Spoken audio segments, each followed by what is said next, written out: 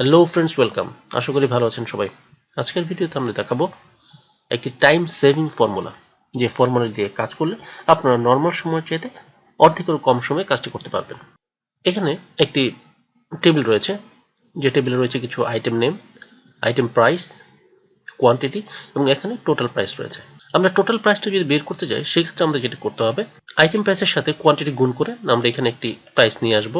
যেমন ধরুন, এখানে আমরা প্রাইস বের করছি equal item price multiply quantity. এবার আমরা এন্টার প্রেস করছি। তাহলে এটা হচ্ছে আমার প্রসেসরের টোটাল প্রাইস। এরপরে আমরা যেটা করতাম সেটা হচ্ছে ড্র্যাগ এন্ড ড্রপ করে প্রত্যেকটা আইটেমের পাশে টোটাল প্রাইস বের করতাম। তারপর আমরা এই টোটাল প্রাইসগুলোকে আবার আমরা সাম করতাম। যেমন ধরুন ইকুয়াল SUM সাম, ফার্স্ট ব্র্যাকেট ওপেন, এবং এই রেঞ্জটা আমরা সিলেক্ট করে দিতাম। তারপর এন্টার প্রেস করলে আমাদের টোটাল প্রাইসটি এভাবে বের হতো। কিন্তু আজকে আমরা দেখব সাম প্রোডাক্টের মাধ্যমে কিভাবে খুব কম সময়ে এই টোটালটি আমরা বের করতে পারি। তো চলুন শুরু করা যাক।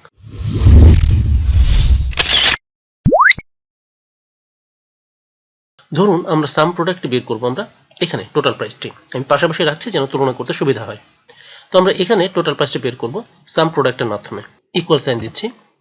এবার ফর্মুলাটা হচ্ছে SUM সাম, PRODUCT, ফার্স্ট ব্র্যাকেট ওপেন করে নিচ্ছি। এখানে বলছে এরে 1, এরে 1 হচ্ছে আমার এই কলামটি আমি সিলেক্ট করে দিচ্ছি, পুরোটা সিলেক্ট করে নিলাম। এবার কমা এরে 2, এরে 2 হচ্ছে এই কোয়ান্টিটির কলামটি। এরে 1 এবং এরে 2 আমার হয়ে গেল। আপনারা যদি এরপরও যদি আরো কোনো এরে বা রেঞ্জ থাকে সেগুলো আপনারা পর্যায়ক্রমে কমা দিয়ে অ্যাড করে নিতে পারবেন।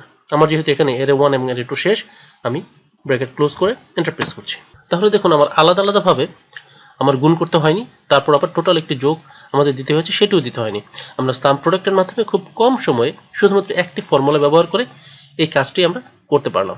যেমন ধরুন এখানে যদি আমি এখন কোয়ান্টিটি চেঞ্জ করে দিই, এখানে আমি কোয়ান্টিটি দিচ্ছি 5, এবার এন্টার প্রেস করছি। তাহলে দেখুন দুই জায়গায় চেঞ্জ হচ্ছে। আবার এখানে যদি আমি 0 করে দিচ্ছি, দেখুন এখানেও চেঞ্জ হচ্ছে এবং সমানভাবেই থেকে যাচ্ছে। তার মানে আমরা যে কাজটি দুইটি ফর্মুলার মাধ্যমে করতাম, সেখানে আমরা একটি ফর্মুলার মাধ্যমে এই কাজটি করতে পারছি। এই ফর্মুলাটি আমি আবার দেখাচ্ছি, এই জায়গায় দেখাচ্ছি। সাপোজ এখানে আমি সাম প্রোডাক্টে নিয়ে আসবো, তাহলে বরাবরের মতো আমি ইকুয়াল সাইন দিচ্ছি। এবার লিখবো সাম, সাজেশন চলে আসছে আমাদের।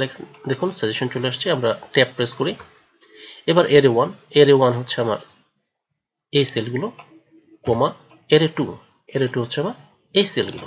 এবার আমি ব্র্যাকেট ক্লোজ করে দিচ্ছি, এন্টার প্রেস করছি। তাহলে দেখুন আমার টোটাল প্রাইসটি খুব সহজেই চলে আসছে।